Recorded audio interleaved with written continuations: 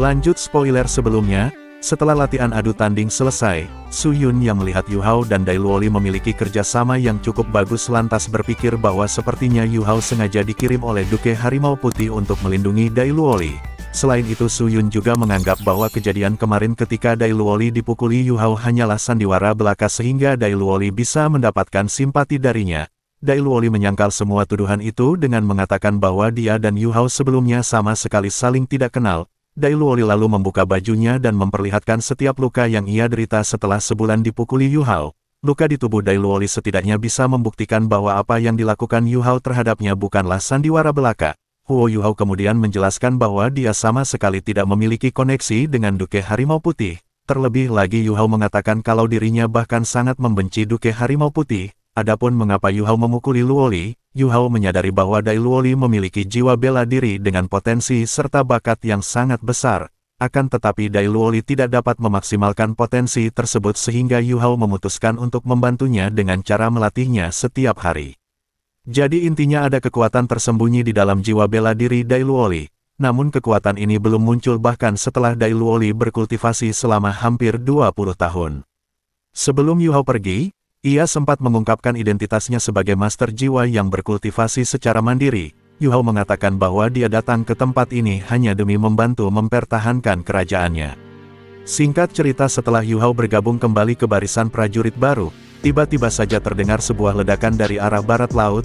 Wilayah itu merupakan tempat prajurit yang dipimpin oleh Duke Harimau Putih berada. Tepat setelah ledakan terjadi, suara siulan yang menandakan adanya sebuah pertempuran darurat terdengar ke seluruh kam Legiun cadangan ke-6. Sejumlah besar pasukan cadangan dengan cepat dimobilisasi untuk bersiap berperang. Sebagai komandan batalion, Su Yun memiliki ekspresi hitam di wajahnya. Ia jelas menyadari bahwa ledakan di kamp tentara barat laut pastilah disebabkan oleh ulah Kekaisaran Ryue. Su Yun lalu menyimpulkan kalau Kekaisaran Ryue pasti telah mengambil langkah perang tanpa menyatakan perang terlebih dahulu. Dai Luoli yang sangat khawatir dengan keselamatan ayahnya lantas bertanya-tanya bagaimana keadaan garis depan. Su Yun mengatakan bahwa Duke Harimau Putih merupakan seorang Feng Hao Douluo jadi dia seharusnya baik-baik saja. Namun hal yang menjadi pertanyaan Su Yun ialah alat jiwa apa yang digunakan oleh Kekaisaran Ryue sehingga dapat memberikan efek serangan seperti itu.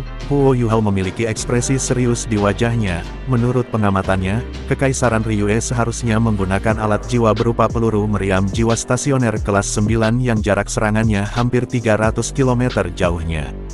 Su Yun sama sekali tidak memiliki pengalaman di medan perang. Pada saat ini dia diliputi kecemasan dan kebingungan. Dia bukan hanya seorang komandan batalion, dia juga merupakan seorang putri Kekaisaran Star Luo. Su Yun lalu mengangkat Huo Yu Hao serta Dai Luoli sebagai pengawal pribadinya. Setelah mendapatkan informasi dari garis depan pasukan barat laut, Su Yun kemudian memerintahkan untuk segera memasuki kota dan membangun pertahanan di sekitar kota Redien karena pasukan garis depan telah benar-benar dihancurkan.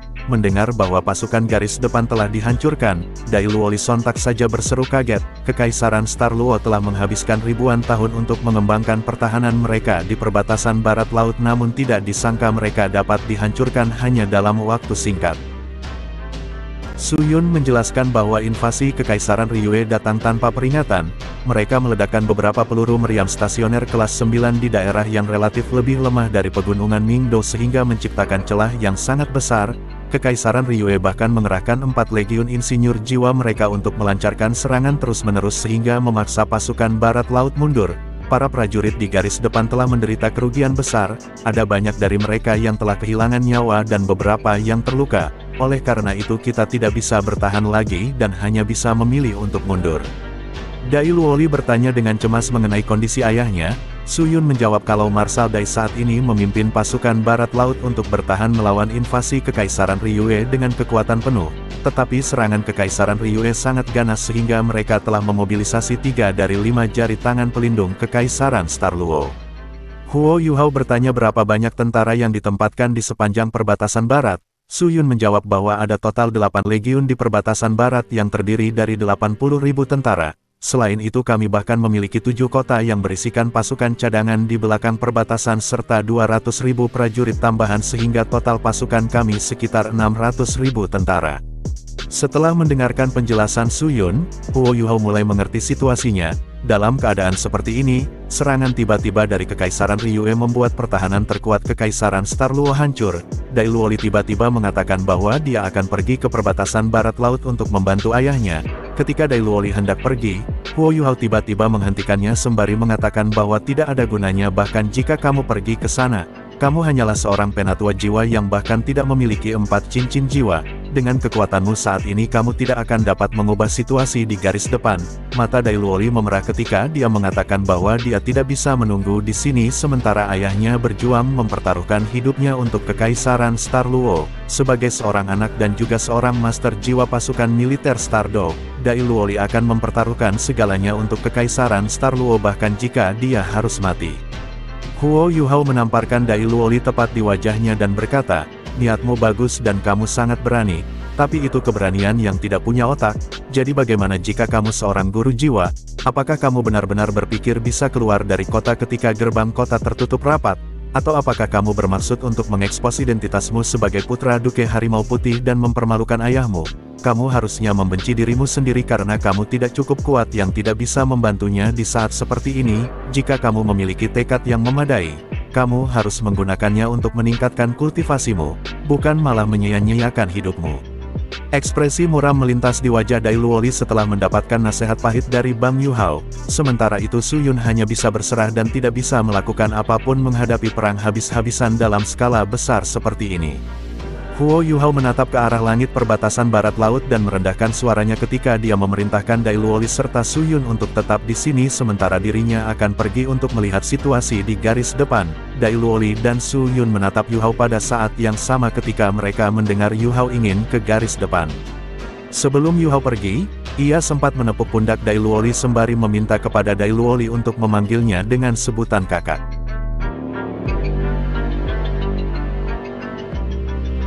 Setelah Yuhao pergi, Su Yun berbicara kepada Dai Luoli kalau dia sekarang yakin bahwa Yuhao memang bukan orang suruhan Duke Harimau Putih untuk menjaga Dai Luoli. Mendengar perkataan Su Yun, Dai Luoli lantas bertanya alasan mengapa Su Yun bisa yakin bahwa Yuhao bukan orang suruhan ayahnya. Su Yun menjawab mengatakan, jika ayahmu yang mengirimnya ke sini, dia tidak akan memukulimu sekejam itu. Namun sepertinya kekuatanmu jauh lebih kuat daripada sebelum dipukuli Yuhao. Singkatnya setelah Yuhao meninggalkan kamp militer, Yuhao melepaskan teknik imitasinya sehingga keberadaannya tampak berintegrasi ke udara. Setelah itu kekuatan spiritualnya menyebar ke segala arah yang langsung menyelimuti seisi kota. Setelah beberapa saat menyurvei seisi kota, Huo Yuhao hanya dapat menggelengkan kepalanya setelah melihat bahwa Imperial Radiant City sama sekali tidak memiliki alat jiwa pengintai udara tunggal. Mereka hanya memiliki beberapa detektor kekuatan jiwa di benteng pertahanan.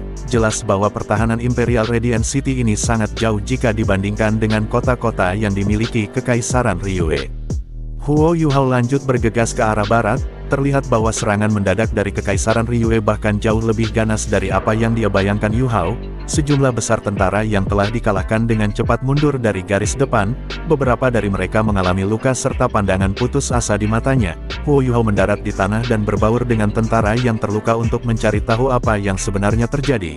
Menurut keterangan salah seorang prajurit, setelah ledakan peluru stasioner kelas 9 menghancurkan benteng pertahanan di pegunungan Ningdo, sejumlah besar insinyur jiwa terus-menerus membombardir mereka hingga membantai semua orang.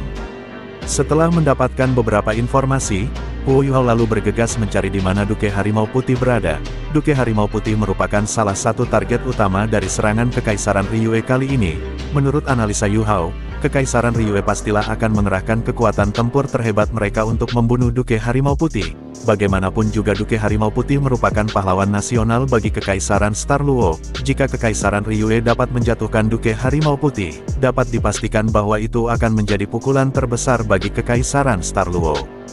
Huo Yuhao menggunakan kekuatan takdirnya untuk mencari keberadaan Duke Harimau Putih.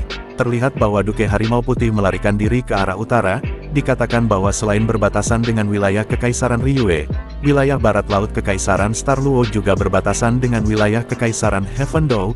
Jika Duke Harimau Putih terus menuju ke arah utara sejauh 500 km, mereka akan mencapai perbatasan Kekaisaran Heavendoe. Alasan mengapa Duke Harimau Putih memilih ke arah utara ialah karena dia ingin memancing insinyur jiwa Kekaisaran Ryue untuk menjauh dari kamp militer Kekaisaran Starluo, sehingga para prajurit yang terluka dapat melarikan diri dengan aman. Duke Harimau Putih terus dikejar oleh pasukan insinyur jiwa Kekaisaran Ryue. Meskipun Yu Hao membenci Duke Harimau Putih, namun dia masih mengagumi keberanian dan kepahlawanannya yang telah menempatkan dirinya dalam bahaya besar sehingga dia bisa mengulur waktu bagi pasukannya untuk mundur.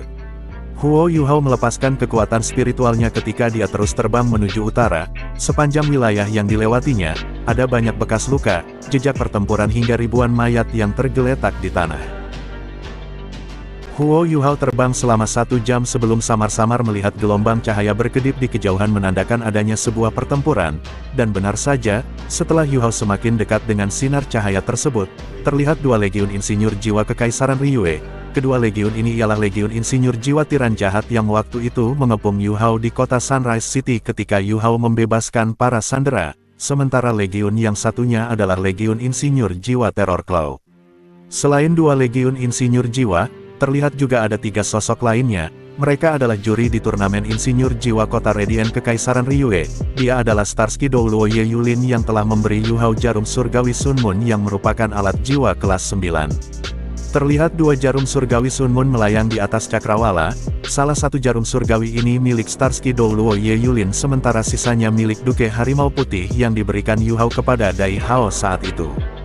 Huo Yu Hao menarik napas dalam-dalam berusaha menenangkan dirinya. Meskipun dia telah jauh lebih kuat dari sebelumnya, namun kekuatannya masih belum cukup jika dihadapkan dengan situasi perang seperti ini. Huo Yu Hao menurunkan ketinggiannya dan memindahkan kekuatan rohaninya ke arah tentara Kekaisaran Starluo. Pengawal pribadi yang melindungi Duke Harimau Putih setidaknya terdiri dari 600 master jiwa terbaik yang dimiliki Kekaisaran Starluo. Selain itu, bahkan ada 4 Douluo berjudul di antara para master jiwa ini. Duke Harimau Putih sepertinya berada dalam kondisi yang sangat buruk, separuh tubuhnya hangus terbakar dan hanya bisa menggunakan pedangnya untuk menopang dirinya agar ia tidak terjatuh. Sementara itu di samping Duke Harimau Putih terlihat Dai Yueheng yang telah lulus dari Akademi Shrek 5 tahun yang lalu. Dai Yueheng sekarang merupakan sage jiwa 7 cincin, dengan usianya yang baru berumur 25 tahun, dia bisa dianggap sebagai elit di kalangan generasi muda. Dai Hao segera memerintahkan Dai Yueheng untuk segera memanggil Douluo Biduk Xuanji. Douluo Biduk Xuanji merupakan salah satu dari 3 titel Douluo yang bersamaan Dai Hao saat ini. Dia juga merupakan komandan Legion Master Jiwa pertama Kekaisaran Starluo. Kekuatan jiwa Xuanji berada di peringkat 94 dengan jiwa bela diri payung biduk. Xuanji 1 generasi lebih tua dari Dai Hao. Duke Harimau Putih generasi sebelumnya memohon padanya untuk melindungi garis keturunan Harimau Putih. Xuanji juga merupakan salah satu kekuatan inti terkuat di kamp Duke Harimau Putih. Wajah Xuanji tampak sedikit pucat saat dia memblokir serangan yang dilepaskan Kekaisaran Ryue. Kekaisaran Ryue jelas telah merencanakan serangan dadakan ini untuk waktu yang sangat lama. Strategi Kekaisaran Ryue ialah menghancurkan Duke Harimau Putih terlebih dahulu. Duke Harimau Putih merupakan Marsal Angkatan Darat Barat Laut yang juga merupakan pertahanan andalan bagi Kekaisaran Starluo. Begitu Dai Hao meninggal, pasukan pertahanan di wilayah barat akan mengalami pukulan besar yang belum pernah terjadi sebelumnya. Dai Hao bukanlah satu-satunya target Kekaisaran Ryue, mereka juga ingin menghancurkan Legion Master Jiwa pertama Kekaisaran Starluo yang dipimpin oleh Xuanji. Dikatakan bahwa Legiun pertama Kekaisaran Starluo mewakili 10% dari Master Jiwa yang dikendalikan oleh keluarga kerajaan. Secara keseluruhan, Legiun Master Jiwa pertama merupakan legiun terkuat di antara 10 Legiun Master Jiwa Agung Kekaisaran Starluo. Xuanji hanya bisa menghela napas samar ketika melihat luka di sekujur tubuh Dai Hao. Cedera Dai Hao disebabkan oleh jarum surgawi Sun Moon Starsky Douluo. Pada awalnya Dai Hao juga memiliki jarum surgawi. Namun Starsky Douluo merebut jarum surgawi tersebut lalu menggunakannya untuk melukai Dai Hao. Jika saja Dai Hao tidak memiliki beberapa alat jiwa defensif serta jiwa bela diri yang kuat, dia mungkin akan mati karena serangan itu. Dai Hao mengangkat tangannya, dan lapisan cahaya putih menyelimuti dirinya dan Xuanji. Dai Hao lalu mengepalkan tangannya sembari mengatakan, "Paman Xuanji, kita tidak bisa terus seperti ini." Saya adalah target utama mereka. Saya akan memerintahkan pengawal pribadi saya untuk menyebar ke segala arah sementara saya sendiri akan ke utara untuk menarik perhatian musuh. Sementara Dai Hao menjadi umpan pengalihan, Dai Hao meminta agar Xuan Ji memimpin Legiun Master Jiwa pertama untuk melarikan diri ke arah tenggara. Ekspresi Xuan Ji berubah drastis ketika mendengar Dai Hao akan menggunakan dirinya sebagai umpan. Xuan Ji membalas mengatakan, "Omong kosong apa yang kamu ucapkan? Ayahmu telah memberiku tugas untuk melindungi garis keturunan Harimau Putih.